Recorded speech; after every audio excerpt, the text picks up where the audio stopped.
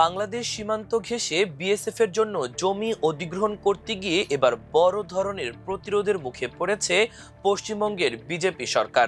পশ্চিমবঙ্গ মুখ্যমন্ত্রী শুভেন্দু অধিকারী ক্ষমতায় এসেই ঘোষণা দিয়েছিলেন বাংলাদেশ সীমান্তবর্তী এলাকায় 500 একরের বেশি জমি অধিগ্রহণ করে তা বিএসএফ এর হাতে তুলে দেওয়া হবে, কিন্তু বাস্তবে সেই পরিকল্পনা এখন বড় বাধার মুখে।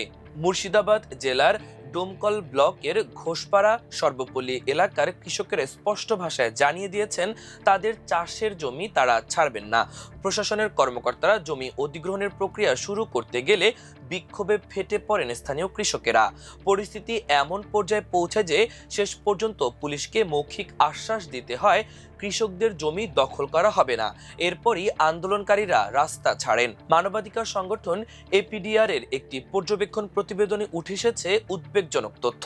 তাদের দাবি, ঘোষপাড়া সর্বপল্লী ভূতগাড়ি এলাকায় প্রায় 15,000 বিঘা ফসলি জমি রয়েছে।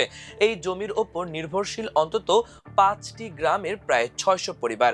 দক্ষিণ ঘোষপাড়া, উত্তর ঘোষপাড়া, সর্বপল্লী, ফরাজিপাড়া এবং মুরাদপুর, এই 5 গ্রামের মানুষের জীবন জীবিকা মূলত এই কৃষি জমিকে কেন্দ্র করে গড়ে উঠেছে। এখানে পাট, গম, কলাই, মসুর, পেঁয়াজ, রসুন সহ নানা ধরনের সবজি উৎপাদন হয়। অধিকাংশ কৃষকই ক্ষুদ্র কৃষক, কারো 1 বিঘা, কারো 1.5 বিঘা, আবার কারো 2 বিঘার মতো জমি রয়েছে। অর্থাৎ এই জমি হারালে তাদের জীবিকার আর কোনো বিকল্প পথ থাকবে না। এপিডিআর এর তথ্য মতে জলঙ্গি নদীর ভাঙনে আগেই বহু উর্বর জমি নদীগর্ভে বিলীন হয়েছে।